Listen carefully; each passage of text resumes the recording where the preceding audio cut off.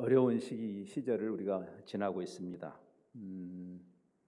사실 지금 우리가 당면하고 있는 그런 상황, 고통스럽기도 하고 당혹스러운 이 상황이 이 사마리아인의 비유를 다시 한번 돌아보게 하기도 합니다. 지난달에 이 사마리아인의 비유를 하나의 각도에서 생각해 보았습니다. 우리가 하나님을 믿는다는 것, 믿음과 복음의 본질에 대해서, 아니 성경 전체의 계시가 도대체 무엇을 말하는지에 대해서 이 율법사와의 대화를 통해서 주님께서 우리에게 가르쳐 주시는 중요한 에피소드죠. 그 이야기 속에 나오는 우리 그리스도인들이 교회가 동일시할 수 있는 그 레위인과 제사장, 강도 만난 자의 이웃이 되어주고 도움을 줄 것으로 기대되는, 세상도 그렇게 기대하고 우리 스스로도 우리가 바로 그 자리에 있어야 하는 그 사람의 직무유기가 우리를 심하게 불편하게 하고, 그 사람의 입장에서 그가 강도 만난 자를 돕지 않은 핑계, 이유를 들어보는, 피고의 입장에 서서 역사적인 종교적인 법정에 서 있는 이 두 사람, 현대 교회는 어떤 것일까? 현대 교회는 그 일을 사마리아인의 자리에 서 있는 것일까라는 그런 불편한 진실을 생각해 보았고, 그때 그들이 강도 만난 자를 돕지 않은 그 핑계, 아니 이 시대에도 여지없이 우리가 고통하는 세상을 외면하는 종교인들의 핑계, 율법의 정신을 이해하지 못하고 율법의 문구에 집착하는, 오늘도 여러분이 예배드리러 이렇게 나왔는데, 공예배에 나왔는데 주님 보셨죠? 지금 코로나 바이러스가 이렇게 창궐한데도 여기 나온 거 보셨죠? 하는 그 심정과 일맥상통하는 핑계였을 것입니다. 제사를 집전하러 가는 제사장 입장에서 죽었을지도 모르는 그 시체를 돕겠다고 섣불리 해서 자기 부정타는 일을 할 수는 없지 않겠습니까? 라는, 거기에 대해서 예수님은 이 이야기를 통해서 율법의 문구에 집착하는 바리새주의가 아니라, 율법주의가 아니라 율법의 정신이 말하는, 율법 자체가 장차 오실 그리스도를 가리키고 하나님의 사랑의 결정체이신 예수님, 즉 율법의 정신은 사랑에 관한 것이다. 여러분의 이 교회가 처음 출발할 때 사랑의 교회라는 이름을 쓴 것처럼 정확하게 복음과 신앙의 핵심은 의전이나 심지어는 믿음조차도 아니고 사랑이라고 예수님이 규명하시는, 온 율법과 선지자가 바로 이 하나님 사랑, 이웃 사랑에 걸려 있다라고 마태복음의 기사는, 이 똑같은 기사를 예수님이 그렇게 해석하고 있는 가르침을 주고 있죠. 제사가 중요한 게 아니라 오늘 여러분이 의전을 위해서 모였는데 그 의전 뒤에 있는 하나님의 사랑과 공의를 이해함이 중요하다. 그래서 사실은 제사보다 순종이 중요한 거죠. 제사는 율법의 문구라면 순종은 율법의 정신이기 때문에 그렇습니다. 그는 하나님의 사랑에 도취되어 있는 우리들, 그래서 하나님을 사랑하고 하나님을 사랑하는 세상을, 이웃을 사랑하는 그 이야기죠. 이것은 신약 성경만의 설명은 아닙니다. 구약에 계속 반복적으로 나오죠. 아마 지난달에 우리가 생각했던 첫 번째 꼭지를 잘 추스르는 적절한 성경 구절이 이사야서 58장에 있는 말씀이 아닐까 생각합니다. 우리에게 친숙한 이사야 58장 6절에 7절 말씀이 이렇게 되어 있습니다. 내가 기뻐하는 금식, 심지어는 금식이라는 종교적 행위조차도 금식 자체에 방점이 있는 것을 아닌 것을 보여준 것입니다. 우리가 종교꾼이 되지 말아야 될 이유입니다. 내가 기뻐하는 금식은 흉악의 결박을 풀어주며 멍에의 줄을 끌어주며 압제당하는 자를 자유하게 하며 모든 멍에를 꺾는 것이 아니겠느냐? 여기 율법의 조문과 율법의 정신이 대조되고 있죠. 또 줄인 자에게 내 양식을 나누며 강도 맞는 자에게 다가가는 것, 유리하는 빈민을 집에 들이며 헐벗은 자를 보면 입히며, 사마리아인의 행동이 겹쳐지죠. 또 내 권력을 피하여 스스로 숨지 아니하는, 나만 살겠다고, 그것이 아니겠느냐.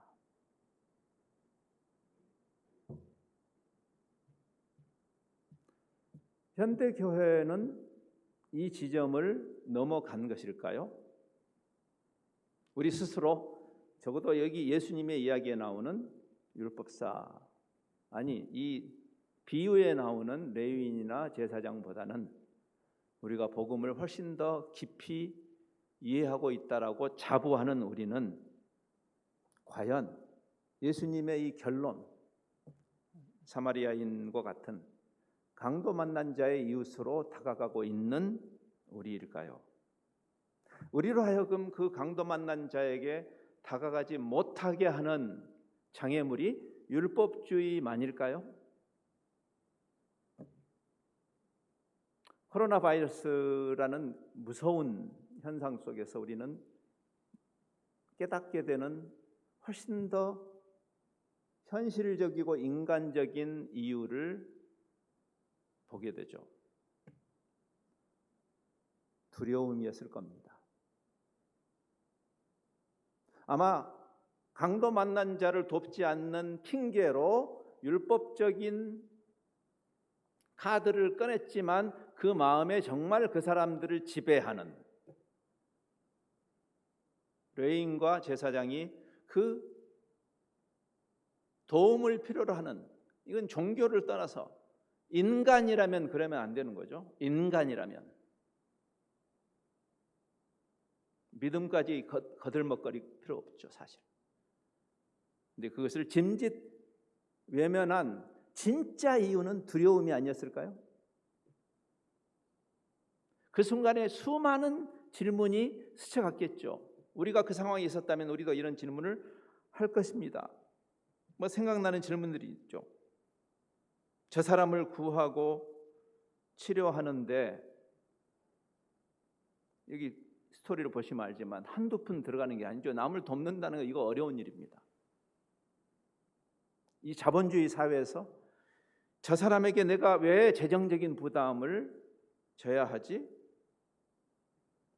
재정적인 문제도 크지만 더 큰 문제는 우리 스스로가 남을 돕는다는 것은 자기를 던져야 하는 것이니까 아직 주변에 숨어 있을지 모르는 강도가 내가 저 사람을 도우려고 할 때 나까지 해코지하면 어떻게 하나? 두려움이죠. 백주 대낮에 대로상에서 테러를 당하는 사람을 수많은 행인들이 못 본 척 지나가는 그 현실, 두려움이죠.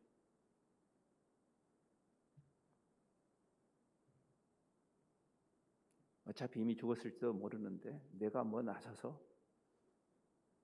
나까지 손해볼 필요는 없지 않아? 라는 자기 합리화. 저 사람 어차피 내가 아는 사람도 아니고 내 가족이나 지인도 아닌데 내가 무슨 대단한 영웅심을 가지고 저 사람을 돕겠다고 하는 게 이게 쓸데없는 오지랖 아닌가?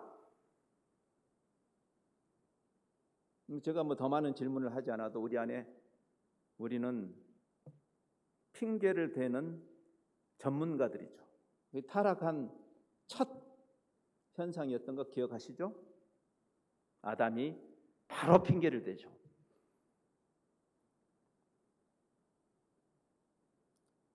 신자 불신자가 구별되지 않는 세상입니다. 이런 점에서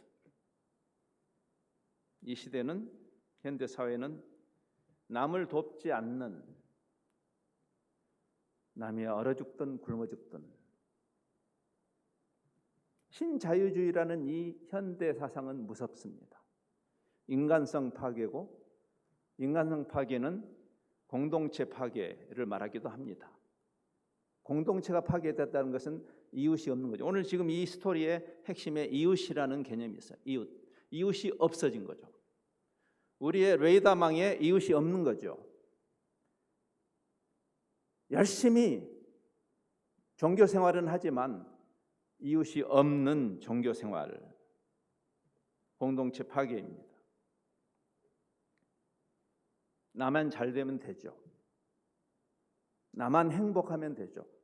개인 행복을 최고의 가치로 당당하게, 옛날에는 최소한 부끄럽게 숨겨서 이야기했는데 지금은 당당하게 이야기하는 시대에 우리가 살고 있죠. 각자 도생, 공동체 파괴의 가장 핵심적인 표현입니다. 각자 도생. 슬픈 것은 기독교도 거기에 합류하고 있다는 것이죠. 예수님이 이 복음의 본질을 하나님 사랑, 이웃 사랑으로 정리하고 계신데도 불구하고 우리가 남을 돕겠다 하지 말고 예수 믿어서 내 소원 성취하는 것이, 이게 무당 종교죠. 이게 무당 종교입니다. 기독교를 빙자한 무당 종교. 요즘 기성교회에 실망해서 제도권 교회를 떠나는 젊은이들이 많습니다. 제가 젊은이들 모임을 이번 겨울 방학 기간에 여러 모임들을 헌신했다가 지금 이 코로나 바이러스 때문에 다 캔슬을 했습니다마는 그 모임을 준비하는 과정에 젊은이 사역을 하는 청소년이나 청년 사역을 하는 사역자들과 많은 대화를 했습니다.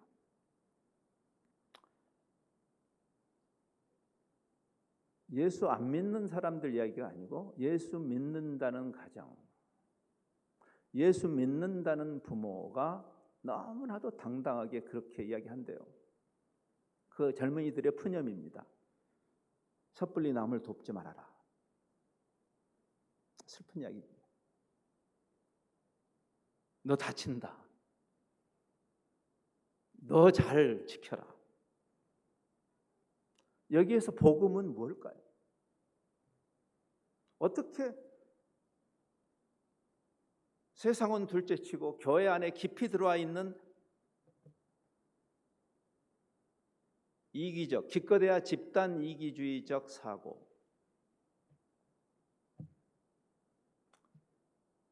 그래서 이 스토리로 다시 들어올 수밖에 없고, 저는 이 선한 사마리아인의 비유의 가장 전곡을 찌른, 오늘 우리가 이 두려움이라는, 우리를 합리화하는, 우리가 그리스도인으로 하늘의 복을 누리기도 하지만 더 중요한 것은 나누는, 복음의 대상이지만 복의 통로로 이 세상에 살고 있는 우리의 정체성 자체를 근원적으로 내팽개치게 만드는 그 가장 인간적인 원인인 두려움에 대해서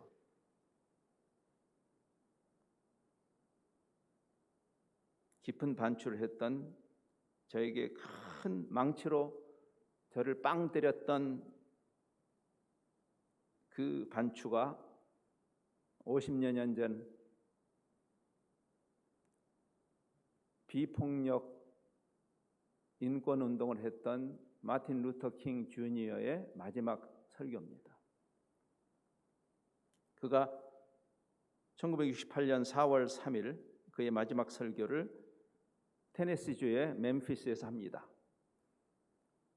강도 만난 자들을 위한 설교였어요. 그 자리가 사회의 가장 약자들,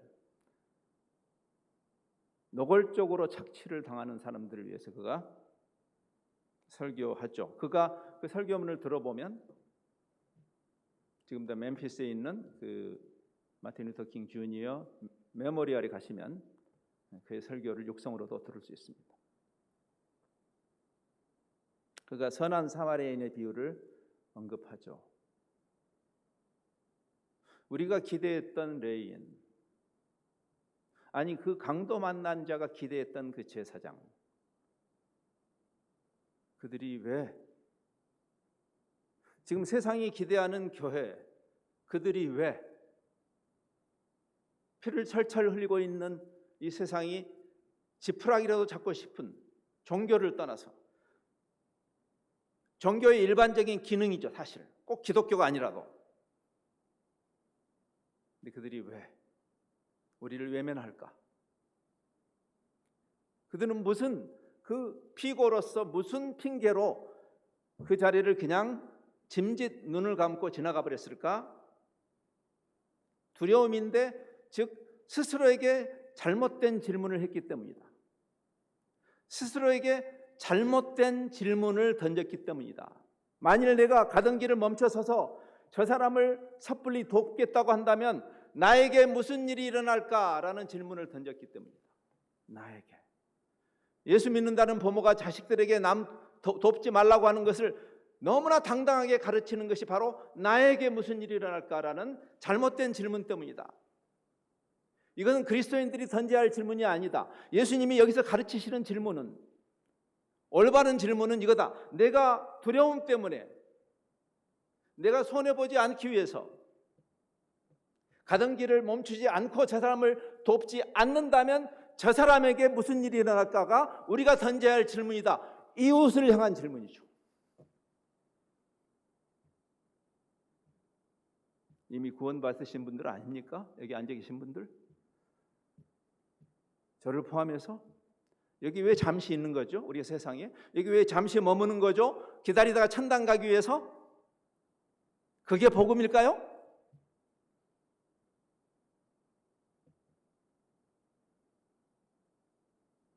질문이 이웃을 향하는 것이죠. 인간으로 오신 예수님도 두려웠죠. 십자가 사건입니다. 그 유명한 주께서 합의하신다면 이 잔을 내게서 거두어 주실 수는 없나요? 했던 그 지극히 인간다움, 인간적인 예수님도 두려웠습니다. 예수님이 만일 두렵지 않았다면 예수님은 공정한 게임을 하신 게 아닙니다. 예수님도 인간으로 오셔서 우리가 누리는 그 두려움을 누리셨습니다. 그분도 느끼셨습니다. 그분도 유혹을 당하셨습니다. 그분은 하나님이잖아요. 이렇게 말하면 안 돼요. 히브리서는 말하죠. 우리가 느끼는 모든 연약함을 함께 겪으셨다고. 그래서 그도 인간적인 면모가 거기서 나오죠. 만일 그가 이 마틴 루터 킹이 말하는 잘못된 질문, 나에게 무슨 일이 일어날까? 이 설교를 들어보면요, 이분이 자기가 곧 암살당할 것이라는 것을 감지하고 있었다는 것이 야기적이 느껴져요. 한번 기회 되면 들어보세요. 그리고 놀랍게도 그 다음날 살해를 당해죠. 4월 3일 이 마지막 설교를 하고 4월 4일에 살해를 당합니다. 예수님도 두려우셨죠. 인간으로 오셨으니까. 만일 그분이 이 잘못된 질문을 통해서 자기가 여기 레위인과 제사장처럼 그냥 십자가를 안 지기로 하셨다면 세상에 어떤 일이 났을까요? 한번 생각해 보세요. 지금 그 질문을 던지라는 거죠. 그리스도인들에게 주어져 있는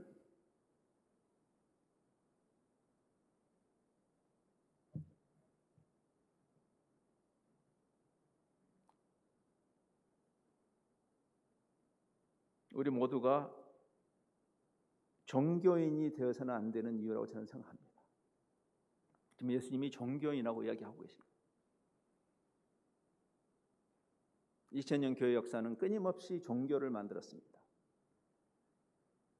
사랑의 교회를 포함해서 현대 한국 교회를 포함해서 그게 쉽죠. 그렇죠. 근데 주님은 복음의 본질이 하나님을 사랑하고 이웃을 사랑하는 것이다. 예수님이 그렇게 하신 거죠. 예수님이 십자가를 지실 때 하나님을 포기한 게 아니죠. 하나님을 사랑해서 오셨어요. 그리고 이웃을 사랑해서 오셨죠. 우리의 합리화 속에 나는 하나님은 사랑합니다라고 말하는 것을 멈춰야 되는 이유가 그것이에요. 왜? 요한이 말하는 것처럼 눈에 보이는 형제를 사랑하지 않으면서 눈에 안 보이는 하나님을 사랑한다고? 지금 여기 하나님 사랑과 이웃 사랑이라는 것이 사실은 두 사랑이 아니고 하나의 사랑인 것을 이야기해요. 여러분이 사랑의 교회라는 말 할 때 그 사랑은 하나님 사랑과 이웃 사랑이라는 이 동전의 양면을 이해할 때 우리는 사랑이라는 말을 이해하는 것입니다. 우리가 하나님을 만나고 하나님과 사랑에 빠져서 그리스도와 사랑에 빠져서 그분을 껴안는 순간 그분이 껴안고 계시는 세상을 함께 껴안는 것이죠. 그 이야기를 하는 것이죠. 요한이 눈에 보이는 형제를 사랑하지 않는 자가 눈에 보이지 않는 하나님 사랑한다고? 참 쉽죠잉? 하나님 사랑 참 쉬워요. 그래요. 근데 그것은 성경이 우리 가르치는 의도가 아니죠.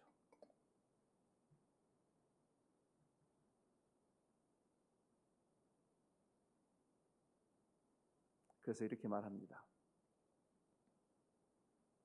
이 율법사가 이 이야기를 들은 다음에도 아직 준비가 안 되어 있는 거죠. 우리도 마찬가지일 겁니다. 여러분 얼마나 많이 이 비유를 들으셨습니까? 지금까지. 그런데 여전히 우리는 빠져나갈 구멍을 찾죠. 면피용 질문. 내 이웃이 누구입니까? 이 질문은 거의 가인이 내가 내 아우를 지키는 자입니까? 라는 질문하고 비슷하게 들립니다. 그렇죠? 또는 요나가 도대체 저 니느웨 사람과 내가 뭔 상관이 있습니까? 비슷한 질문입니다. 결이 같죠. 교회가 제도 교회를 만들고 수많은 의전을 행하지만 그러나 성경이 말하는 하나님이 세상을 사랑해서 자신을 던지시는 거기에 대해서 우리는 누가 내 이웃이죠? 내 아파트 옆집 사람도 모르는데 예수님의 대답이 흥미롭죠? 누가 내 이웃이냐 이렇게 말하지 않고 누가 강도 만난 자의 이웃이 되겠느냐. 재밌는 대답이에요. 약간 오문현답입니다. 그렇죠? 빠져나가기 위해서 저 사람이 내 이웃입니까? 그때 예수님이 이렇게 말씀하시죠. 누가 강도 만난 자의 이웃이 되겠느냐.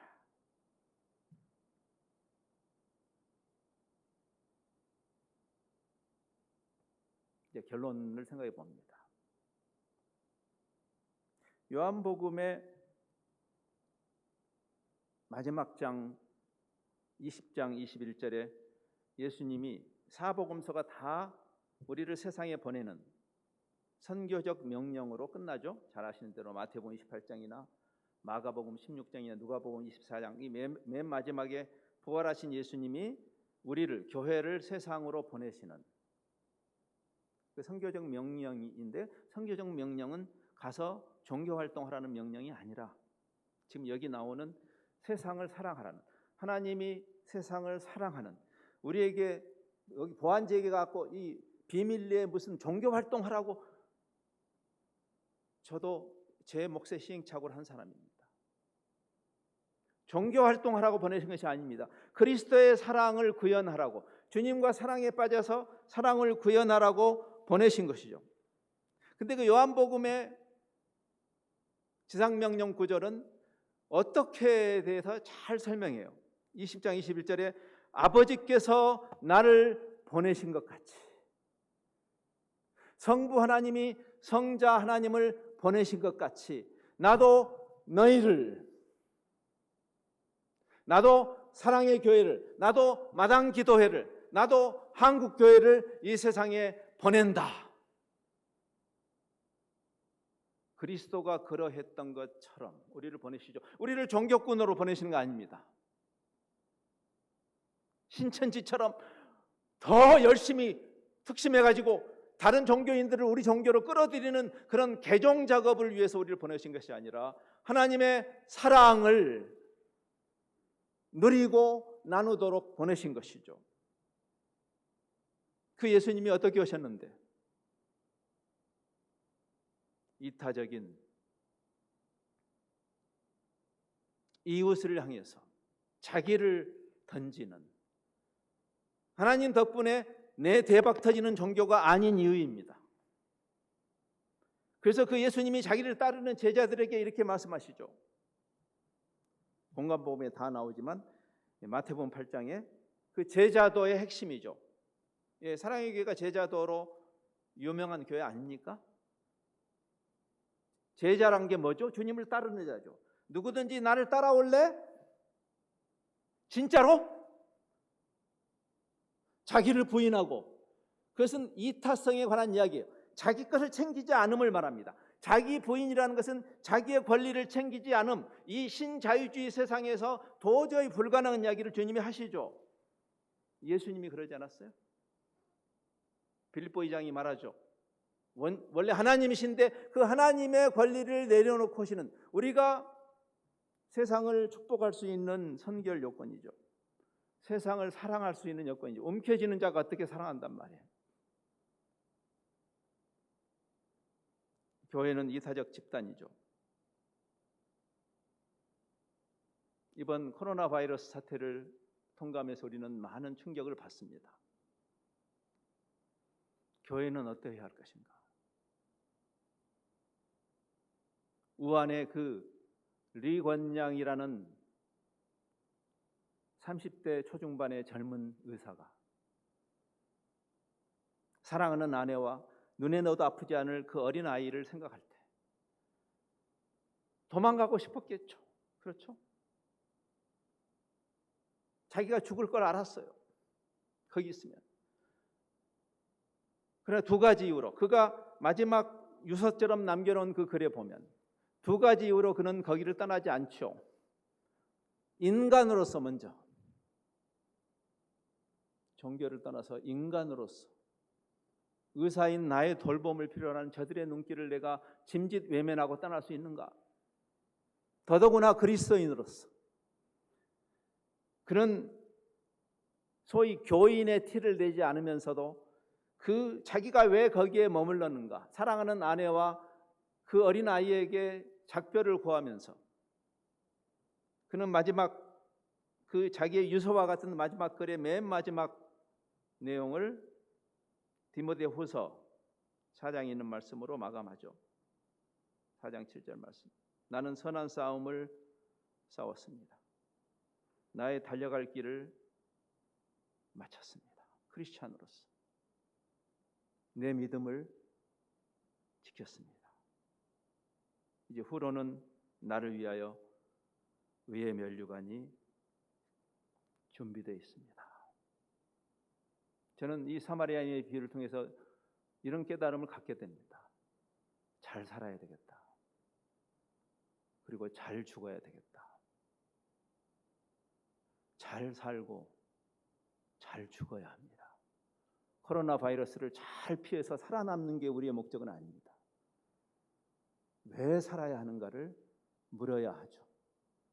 중세 그 암흑기에도 그 십자군 운동으로 온 세상 이 교회가 완전히 정말 뻘짓을 할 그때 거의 하나님께서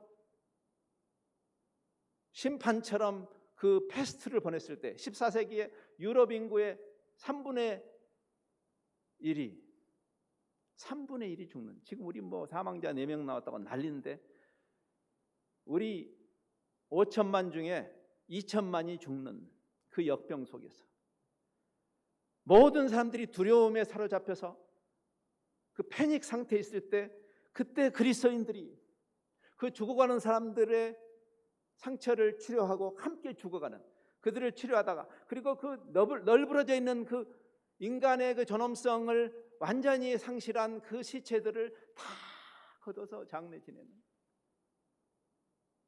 세상을 깜짝 놀래켜. 그때 그 여기저기서 했던 그 진료소들이 근현대 병원의 효시가 되었다고 하지 않습니까? 초대교회가 어떻게 그 로마의 엄청난 압제와 그 한 팔레스틴이라는 나라도 없는 한 모퉁이에서 시작된 조그만 교회가 어떻게 로마 제국을 그렇게 감동시켰는가? 초대교회를 연구한 이 사회학자의 연구, 신학자의 연구는 우리 편이니까 좀 미화했을 가능성이 많으니까, 사회학자 이 라드니 스탁이라는 사람이 초대교회를 연구한 기독교의 반응에 보면 똑같은 이야기가 나와요. 그 당시 역병이 펼쳐서 다들 패닉 상태에 있을 때 그리스도인들이 몸을 던지는 리곤양처럼. 그는 이렇게 썼어요. 리곤양도 나는 영웅이 되고 싶지 않다. 여러분에게 영웅적인 일을 하라는 거 아닙니다. 우리의 남은 생애가 무슨 영웅으로 살자는 거 아닙니다. 그러나 최소한 그리스도인으로, 아니 인간으로는 살아야 되지 않겠습니까? 예수님께서 우리에게 이 비유를 통해서 이 시대를 살아가는 그리스도인들이 단 하루를 더 산다면 왜 더 살아야 할까? 제 자신에게도 그 질문을 던지게 하십니다. 기도하겠습니다.